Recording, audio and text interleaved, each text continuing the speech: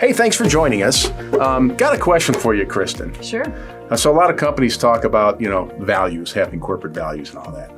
What are they, and what's the value of having a company value? What do they mean? Well, corporate values are basically what you stand for. And the problem is a lot of companies create mission, vision statements, and they sit in a drawer or they slap them up on their website, and they don't really live them in their culture. So it just becomes it's sort of empty words, right? Yeah, or they feel sure. really generic.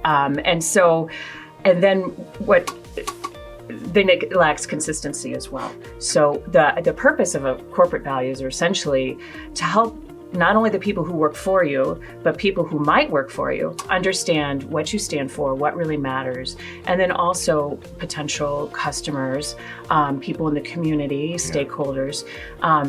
And I think the really important thing about corporate values is that they really need to speak to who you are and not just be those generic statements that you could see on a motivational poster. Yeah, right. So like you said, they have to be real. Right.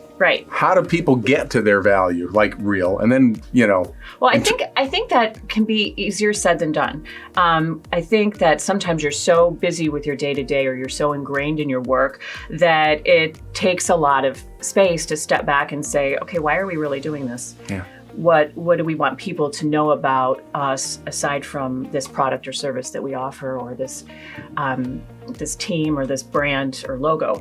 So I think that sometimes it takes someone from the outside asking you just some tough questions about, okay, well, at the end of the day, what do you want to be remembered for? Like a real fresh eye, really, almost. Right. Yeah, sure. Exactly. Well, and it's hard to do that. And then once you have that, what do you, then what do you do with it? Well, how do you use it? Right. Well, essentially your values are something that you want to ingrain in your culture. So it's something that is not just on a piece of paper or on your website, but it's something that people really feel when they walk in the door. And I think that's what makes a difference in a company that people are really attracted to, whether it's because they really want to go work there or they really want to support you or buy what you're selling or just be aligned with your brand. I think that you can actually feel it when you walk in the door. Okay. And you can feel it in the way people treat you. And maybe if it's even the way people answer the phone when they call, sure, or respond to an email. So I think that that's really the key piece that gets missing a lot.